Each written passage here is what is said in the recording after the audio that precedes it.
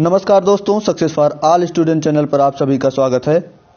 आज हम लेकर अपना टॉपिक आ गए हैं समास। इसके पहले हमने उपसर्ग, प्रत्यय और वर्णमाला से संबंधित वीडियो कर लिया है। अगर आपको वो वीडियो नहीं मिला है, अभी तक आपने उस वीडियो को नहीं देखा है, तो लिंक नीचे डिस्क्रिप्शन में दे दिया गया है, आप उसे जाकर जरूर देखिएगा। आपके लिए आने वाली परीक्षाओं के लिए बहुत हेल्पफुल होगा। जिन एक दिवसीय परीक्षाओं में हिंदी पूछा जाता है उसमें समास 2 या 3 नंबर में जरूर पूछा जाता है। इसलिए हम आपको समास आपके सामने हम सरलतम रूप में प्रस्तुत करना चाह रहे हैं, जिससे आपको समास से संबंधित प्रश्न करने में कोई परेशानी ना हो। तो चलिए दोस्तों, हम शुरू करते हैं। दोस्तों, अगर आप हमारे चैनल पर नए हैं तो चैनल को ज़्यादा से ज़्यादा सब्सक्राइब कीजिए, ज़्यादा से ज़्यादा लोगों तक शेयर कीजिए, जिससे कि ये वीडियो ज़्यादा से ज़्यादा लोगों तक पहुंच सके और हमारा भी उत्साह बना रहे आपके साथ जुड़ने का, और आपके संबंधित आपके दोस्तों की भी ज़्यादा से ज़्यादा मदद हो सके। तो चलिए दोस्तों, हम आज का टॉपिक शुरू करते हैं। तो हमारा टॉपिक है समास। समास क्या होता है? 2 या 2 से अधिक शब्दों से मिलकर बने हुए नए शब्द को सार्थक मतलब जिसका कोई अर्थ निकल रहा हो, सार्थक मतलब जिसका कोई अर्थ निकल रहा हो, तो 2 या 2 से अधिक शब्दों से मिलकर बने हुए नए सार्थक शब्द को समास कहते हैं। देखिए दोस्तों, हम संधि और समास में अक्सर कंफ्यूज हो जाते हैं, लेकिन संधि जो होता है वो वर्णों के मेल से होता है, और जो हमारा समास होता है वो 2 या 2 से अधिक शब्दों से मेल से होता है। ठीक है, तो समास देखिए 2 शब्दों से मिलकर बना है, सम धन आस। समास 2 शब्दों से मिलकर बना है। सम का मतलब होता है संक्षिप्त और आस का मतलब होता है कथन। तो कहने का मतलब है 2 शब्दों को मिलाकर एक शब्द बनाकर उनका एक संक्षिप्त रूप तैयार कर लिया जाता है, जिसे हम क्या कहते हैं? समास कहते हैं।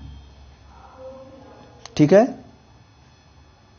समास के 6 भेद होते हैं। अगर आप ध्यान देंगे तो समास में कितने शब्द अक्षर आए हैं?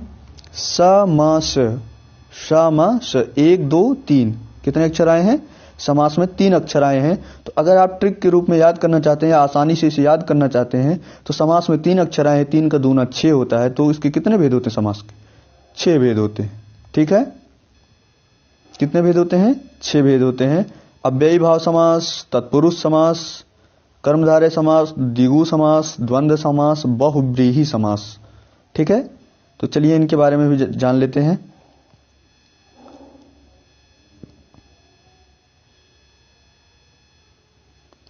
पहला है हमारा दोस्तों अव्ययी भाव समास। अव्ययी भाव समास, जिस समास का पहला पद अव्यय तथा प्रधान हो उसे अव्ययी समास, अव्ययी भाव समास कहते हैं। पहला पद क्या हो? अव्यय या प्रधान हो। तो ध्यान दीजिएगा, पहला पद अव्यय, प्रधान या जो जिसको आप अगुआ कहते हैं गांव में, वो क्या होता है? अक्सर आगे होता है। वो किसी भी काम की अगुवाई करता है, वो जो रास्ता दिखाता है, जो जिस तरफ ले जाता है उसी तरफ लोग जाते हैं। तो उसी हिसाब से यहां पर भी प्रधान का मतलब रखा गया है। जैसे आपका यहाँ पे प्रतिशत है, क्या है? प्रतिशत। तो 100 कितना 100 है? प्रतिशत, हर 100 पर। कितने 100 पर? हर 100 पर। तो यहाँ पे प्रति शब्द क्या कर रहा है? 100 का दिशा निर्धारण कर रहा है। कितना कर रहा है? दिशा निर्धारण कर रहा है। अनुगमन, तो गमन माने जाना होता है, लेकिन अनु जो है गमन का दिशा निर्धारण कर रहा है। मतलब प्रधान पद कौन हुआ? हमारा अनु हुआ। अर्थ का दिशा निर्धारण कौन कर रहा है? यथा। जन्म का दिशा निर्धारण कौन कर रहा है? आ। तो यहां पर हमारा ये शब्द हुए प्रति, अति, यथा और आ, ये सब क्या है? हमारे अव्ययी, ये सब हमारे क्या है? प्रधान पद हैं। तो जिसमें पहला पद क्या हो? प्रधान हो, वो अव्ययी भाव समास होते हैं।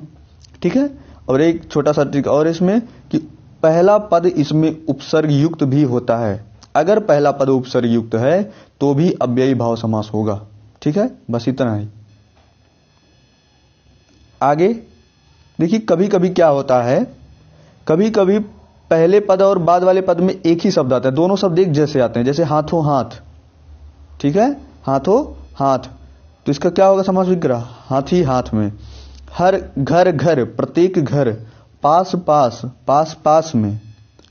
बीचों बीच, बीच बीच में। तो अगर जहां पर दोनों पद जो हो एक ही हो तो वहां पर भी क्या होता है? आपका अव्ययी भाव समास होता है। क्या होता है? अव्ययी भाव समास होता है। ठीक है, क्लियर? ठीक है, आगे चलते हैं। तत्पुरुष समास। तत्पुरुष समास, जिस समास में उत्तर पद या बाद का पद प्रधान होता है। कौन सा पद? बाद का पद। जैसे अभी हमने ऊपर पढ़ा, अव्ययी भाव समास में पहला पद प्रधान होता था, इसमें पीछे वाला पद प्रधान होता है। ठीक है, पीछे वाला पद ही सब कुछ इसका होता है। ठीक है, तो देखिए मूर्तिकार है, जैसे क्या होता है? मूर्तिकार। तो इसमें कौन सा शब्द है प्रधान? कार शब्द इसमें प्रधान है। मूर्तिकार मतलब, कार मतलब बनाने वाला, मूर्ति को रूप देने वाला, स्वरूप देने वाला क्या है? मूर्तिकार कहलाता है। तो अगर मूर्ति कहा जाए तो कोई अर्थ स्पष्ट नहीं हो रहा है, लेकिन जब कार उसमें जुड़ जा रहा है तो कार क्या कर रहा है? मूर्ति का बता रहा। मूर्ति क्या है? सिर्फ मूर्ति की बात हो रही है या मूर्ति बनाने वाले की भी बात हो रही है? तो कार स्पष्ट कर दे रहा है कि मूर्ति बनाने वाले की बात हो रही है। काल जयी, काल को जीतने वाला, काल को जीतने वाला। तो काल जयी में जो जयी है ये क्या है आपका? तत्पुरुष समास है। क्या है? तत्पुरुष समास है। और ध्यान दीजिएगा यहाँ पे दोनों पदों के बीच जो कारक चिन्ह होते हैं वो लुप्त हो जाते हैं। तो कारक चिन्ह यहाँ पे को है, यहाँ पर भी को है, इसमें भी को है, यहाँ पर भी को, लगभग इसमें सभी में को आया है। इसके अलावा भी कारक चिन्ह होते हैं, अभी हम नीचे चर्चा करेंगे उसे। तो मूर्तिकार क्या है हमारा? कालजयी में जयी शब्द जो है हमारा प्रधान है। ठीक है, तो इसलिए काल जयी जो होगा हमारा तत्पुरुष समास होगा। राजद्रोही, राजद्रोही में द्रोही शब्द क्या है? राज तो नॉर्म सामान्य शब्द हो गया, कोई अर्थ निकल नहीं रहा। द्रोही उसका अर्थ क्लियर कर रहा है कि राजद्रोही है, राष्ट्र प्रेमी है। तो द्रोही है ना, द्रोही क्लियर कर रहा है वो क्या है? राज से संबंधित। तो राजद्रोही हमारा तत्पुरुष समास हो गया। आत्मघाती, आत्म मतलब खुद होता है, खुद की रक्षा कर रहा है, खुद को मतलब धोखा दे रहा है, क्या कर रहा है? तो आत्मघाती जो है, घाती शब्द क्लियर कर रहा है कि वो अपने साथ धोखा कर रहा है, अपने आप को मारना चाहता है। ठीक, खुद को मारने वाला। मांसाहारी, मांस को खाने वाला। शाकाहारी, शाक को खाने वाला। एक चीज और आपको बता दें, ये क्या होता है? समस्त पद होते हैं। ठीक, और समास विग्रह, दो शब्द इसमें जाते हैं, समस्त पद, समास विग्रह। ठीक है, दो शब्दों की आप ज्यादा सुनेंगे, समस्त पद। ये तो इधर जो आपका संक्षिप्त रूप होता है समस्त पद होता है, और समास विग्रह जो उसको हम समास को जब हम अलग करके फिर से मूल शब्दों में ले आ देते हैं तो क्या हो जाता है? समास विग्रह हो जाता है हमारा। ठीक है, आगे चलते हैं। तत्पुरुष समास के 6 भेद होते हैं। कितने? जो अभी हम ऊपर ने पढ़ा, कारक चिन्ह का लोप हो जाता है, तो उन्हीं चिन्हों के लोप के आधार पर इनके 6 भेद होते हैं। तो चलिए उसको भी देख लेते हैं। पहला है कर्म तत्पुरुष। तो हमें इसमें बहुत ज्यादा ध्यान नहीं देना, हमें ये ध्यान देना है कि बस किस चिन्ह का लोप हो रहा है। कर्म तत्पुरुष में को शब्द का लोप हो जाता है। जैसे ग्रामगत है ना, ग्राम को गया हुआ, तो इसमें को शब्द लोप हो गया तो ग्रामगत हो गया। ठीक है, शोकाकुल में देखिए फिर आपका है करण तत्पुरुष। करण तत्पुरुष में से या के द्वारा का लोप हो जाता है। किसका? से या के द्वारा अगर बीच में आता है तो उसका लोप हो जाता है। तो शोकाकुल में देखिए से का लोप हो गया है, शोकाकुल में से का लोप हो गया। देखिए संप्रदान तत्पुरुष में के लिए का लोप हो जाता है। जैसे सत्य के लिए आग्रह, तो के लिए का लोप होकर यहाँ पे सत्याग्रह हो गया। ठीक, अपादान तत्पुरुष, जैसे अपादान मतलब होता है अलग होना, जैसे पेड़ से पत्ते गिरते हैं। ठीक है, या कोई जैसे राम दिल्ली से आता है तो वो दिल्ली से अलग हो रहा है, तो यहाँ पर क्या हो गया? अपादान हो रहा है। ठीक है, अलग होना अपादान। जैसे पथ से भ्रष्ट, मतलब पथ से भ्रष्ट हो गया, अपने मतलब जिस पथ पर जाना था उससे वो भिन्न पथ पर चला गया है, तो पथ भ्रष्ट क्या हो गया यहाँ पे? तो यहाँ पे से का लोप हो गया, तो पथभ्रष्ट हमारा अपादान तत्पुरुष हो गया। ठीक है, संबंध तत्पुरुष में क्या हो गया? इसमें का के की का लोप होता है। किसका? का के की। अगर का के की का लोप हो रहा है तो वो हमारा क्या है? संबंध तत्पुरुष। जैसे राष्ट्र गौरव में का लोप होके क्या हो जा रहा है? राष्ट्र गौरव हो जा रहा है। अधिकरण तत्पुरुष में और पर का लोप हो जाता है। किस शब्द का? में और पर, जिसके बीच में में और पर आए उसका लोप हो जाए तो वो अधिकरण तत्पुरुष। जैसे पर्वत पर आरोहण, पर्वत पर आरोहण, तो पर शब्द यहां पर क्या है हमारा? अधिकरण तत्पुरुष। देखिए में और पर, तो पर आ रहा है ना, तो पर शब्द हमारे यहाँ पे अधिकरण है, तो इसका लोप होकर के पर्वतारोहण हो गया। क्या हो गया? पर्वतारोहण। तो पर्वतारोहण में कौन सा समास है? अधिकरण तत्पुरुष समास है। ठीक है, तो बस इस पे चिन्ह ध्यान देना है कि कौन सा चिन्ह लोप हो रहा है, तो उसी आधार पर वो आपका तत्पुरुष समास होगा। ठीक है, आगे चलते हैं। कर्मधारय समास। कर्मधारय समास, जिस समस्त पद का उत्तर पद प्रधान हो तथा पूर्व पद उत्तर पद में उपमेय उपमान विशेषण विशेष से संबंध हो, कर्मधारय समास कहलाता है। सिंपल समझ लीजिए, इसमें कुछ नहीं है कि कह रहे हैं जिस समस्त पद का उत्तर पद प्रधान हो, इसमें कह रहे हैं जो बाद वाला पद होता है वो प्रधान होता है। ठीक है, चलिए वो बात अपने स्थान पर सही है, बाद वाला पद प्रधान होता है। लेकिन जो बीच में ये कह रहे हैं उपमेय उपमान का, अगर आप यही ध्यान दे देंगे तो कोई दिक्कत नहीं होगी इसमें। और विशेषण विशेष का संबंध होता है। उपमेय उपमान मतलब समझ लीजिए तुलना की जाती किसी से, किसी को किसी के जैसा बताया जाता है, उपमेय उपमान संबंध हो गया वहां पे।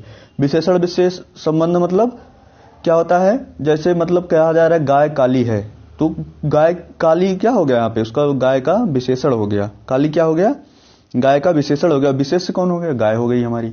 तो विशेषण विशेष संबंध मतलब ऐसे जैसे किसी की विशेषता बताई जाए तो भी हमारा कर्मधारय समास होगा, और अगर किसी की तुलना की जाए तो भी हमारा कर्मधारय समास होगा।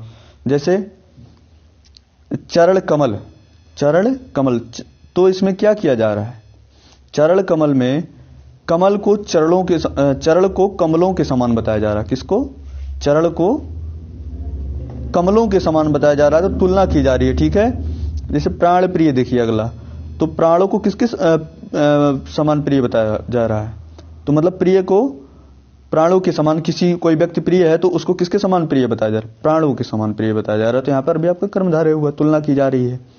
फिर अगला देखिए लाल मणि, तो मणि का विशेषता बताई जा रही है, मणि कैसा है, लाल है, तो यहां पर आपका कर्मधारय हुआ। तो आप ध्यान दीजिएगा, विशेषण विशेष किसी की विशेषता बताई जा रही हो या किसी की तुलना की जा रही हो तो वहां पे साधारण रूप से क्या होगा, कर्मधारय समास होगा। बस आप इतना याद रखिए। उसके बाद देखिए इसमें थोड़ा सा ध्यान दीजिएगा, बस ट्रिक जो लोग कहते हैं ट्रिक जो अपनाया जाता है, तो यहाँ पे ट्रिक क्या अपनाते हैं हम, यहाँ पर सामान्यतः आप देखेंगे पदों के बीच में, समास विग्रह के बीच में आपको के समान शब्द ज्यादा से ज्यादा मिल जाएंगे। क्या मिल जाएंगे, के समान मिल जाएगा आपको शब्द। है जो ज्यादा से ज्यादा बीच में आता है, देखो है जो, ठीक है, यहाँ पर भी है जो आया है।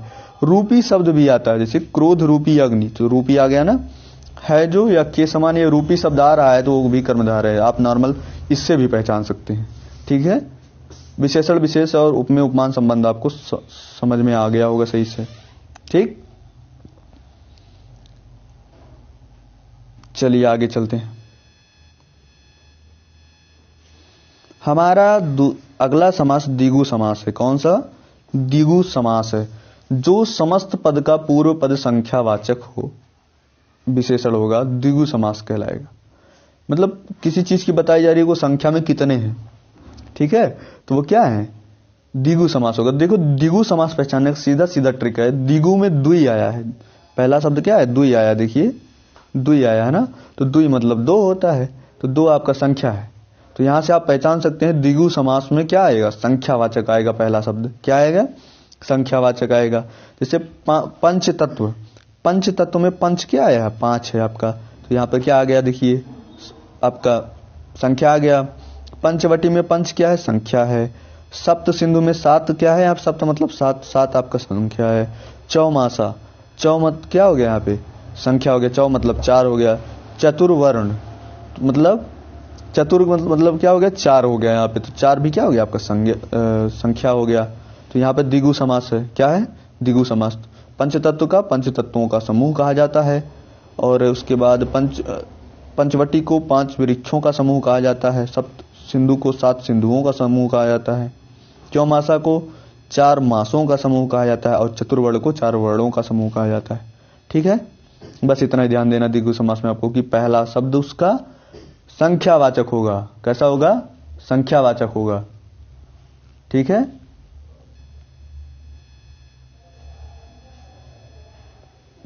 अगला देखते हैं द्वंद्व समास।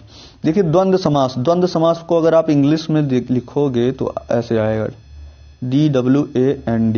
ठीक है, तो यहां पर अगर आप ध्यान देंगे लास्ट में तो AND आ रहा है द्वंद्व में। तो ध्यान दीजिएगा, जिस समास में बीच में समास विग्रह में और आए, क्या है, समास विग्रह करने पे और आए, एंड माने होता है आपका और, तो वहां पर सामान्यतः आपको द्वंद्व समास मिल जाएगा। क्या मिल जाएगा, द्वंद्व समास। इसके अलावा भी और संयोजक शब्द आ सकते हैं, जैसे अथवा आ सकता है, या आ सकता है, एवं आ सकता है, लेकिन सामान्यतः आपको और देखने को मिल जाएगा। तो आप द्वंद्व समास समझ लीजिएगा तुरंत उसको। ठीक है, कोई भी संयोजक शब्द आए या और आए तो वहां पे द्वंद्व समास। ठीक है, और इसमें एक चीज और है ध्यान देने वाली बात, दोनों पद एक दूसरे के उल्टे अर्थ निकालते हैं, विलोम अर्थ निकालते हैं। नदी नाले, देखिए नदी और नाला विलोम अर्थ निकाले, पाप पुण्य, पाप अलग है पुण्य अलग है ना, विलोम अर्थ हुआ। सुख दुख, सुख में सुख अलग है आपका, दुख उल्टा है उसका, तो यहाँ पे विलोम देखिए। तो आप इससे भी इसको पहचान सकते हैं कि एक दूसरे के विलोम अर्थ निकालते हैं द्वंद्व समास में। ठीक है, बस इतना ही था इसमें। आगे चलते हैं।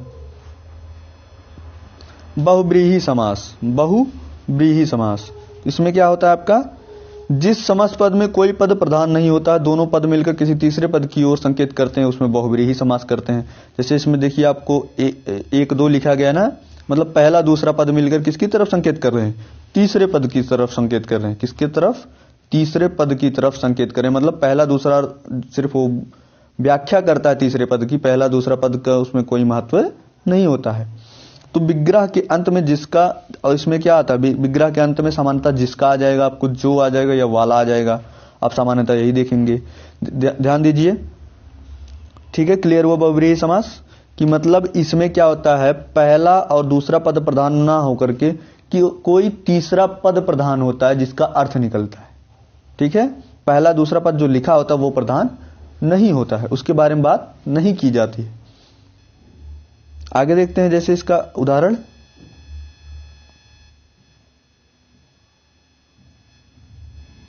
जैसे त्रिनेत्र है,